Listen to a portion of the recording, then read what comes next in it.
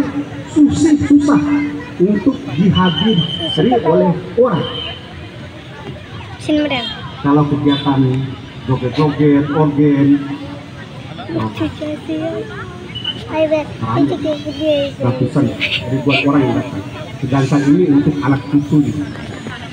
Kegiatan seperti ini untuk anak cucu, ini ilmu yang harus kita petik, kita tanamkan, kita sampaikan, kita tularkan kepada generasi penerus kita. Tenaga saya, abang, ibu ini sudah tidak muda lagi.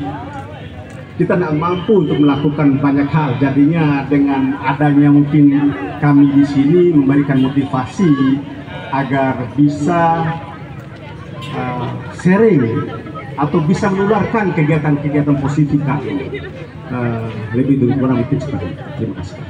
Oke, terima kasih Pak Budiman atas statementnya. Jadi kalau misalnya bisa saya simpulkan dari pertanyaan saya tadi dan mendengar jawaban dari Pak Budiman, apa sih akhirnya PR pengelolaan sampah di Kota Bima? Yang pertama mungkin balik lagi kesadaran masyarakat. Tentunya masyarakat kita juga merupakan masyarakat dan itu merupakan kesadaran kita.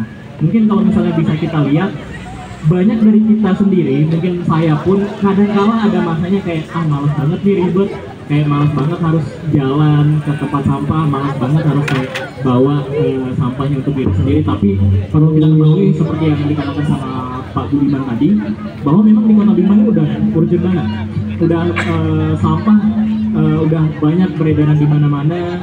Kita selalu berpikir bahwa misalnya kita habis makan, kita akan selalu berpikir ada yang beresin nih, sehingga akhirnya sampah menumpuk, dan sampah-sampah itu kadang-kala langsung dibawa ke tempat sampah dan langsung dibawa ke bank sampah induk. Nah, kalau menurut bergeser sedikit ke Bu Herlia Stuti,